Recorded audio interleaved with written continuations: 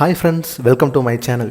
இன்றைக்கி நம்ம வீடியோவில் பார்க்க போகிற இன்ட்ரெஸ்டிங்கான திங்ஸ் என்னென்னு கேட்டிங்கன்னா, இப்போ லேட்டஸ்ட்டாக நம்ம இந்தியன் கவர்மெண்ட் டிஃபென்ஸ் ஃபோர்ஸில் ஆட் பண்ணியிருக்க நியூ ஹெலிகாப்டரை பற்றி தான். இந்த ஹெலிகாப்டரோட நேம் பிரசண்டா. ஓகே, இந்த ஹெலிகாப்டரில் அப்படி என்ன ஸ்பெஷல் அப்படின்னு கேட்டிங்கன்னா, இது 100% இந்தியாவிலேயே மேக் பண்ண ஒரு ஹெலிகாப்டர். இந்த ஹெலிகாப்டர் எதுக்காக இந்தியன் கவர்மெண்ட் ரெடி பண்ண ஸ்டார்ட் பண்ணாங்க அப்படிங்கிற ஹிஸ்ட்ரி மற்றும் இந்த ஹெலிகாப்டரோட என்னென்ன ஸ்பெஷல் அப்படிங்கிறத இந்த வீடியோவில் பார்க்கலாம். ஆக்சுவலாக இதோட ஹிஸ்ட்ரி எடுத்து பார்த்தோன்னா 1999 நம்ம கார்கில் வாரை வின் பண்ணோம். ஸோ அந்த டயத்தில் இவங்க இந்தியன் டிஃபென்ஸ் ஃபோர்ஸ் ஃபேஸ் பண்ண ஒரு முக்கியமான ப்ராப்ளம் வெயிட் கேரிங் பண்ணுறது.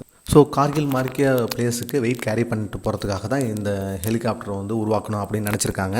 அதற்கப்புறம் HAL ஹிந்துஸ்தான் ஏரோநாட்டிக்கல் லிமிட்டடோட ஜாயின் பண்ணி இந்த ஹெலிகாப்டரை நம்ம இந்தியன் கவர்மெண்ட் ரெடி பண்ணியிருக்காங்க.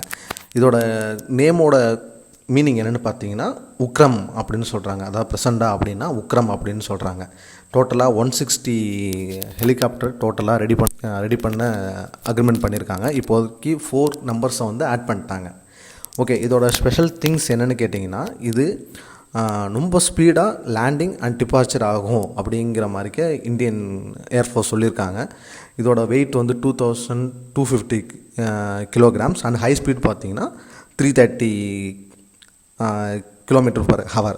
550 கிலோமீட்டர்ஸுக்கு நான் ஸ்டாப்பாக ஃப்ளை பண்ணக்கூடியது.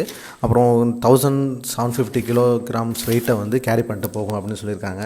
இதோட முக்கியமான ஸ்பெஷல் திங்ஸ் என்னென்னு கேட்டிங்கன்னா, எந்த கிளைமேட்டில் வேணாலும் இதை ஈஸியாக ஆப்ரேட் பண்ண முடியும் அப்படிங்கிற மாதிரி சொல்லியிருக்காங்க.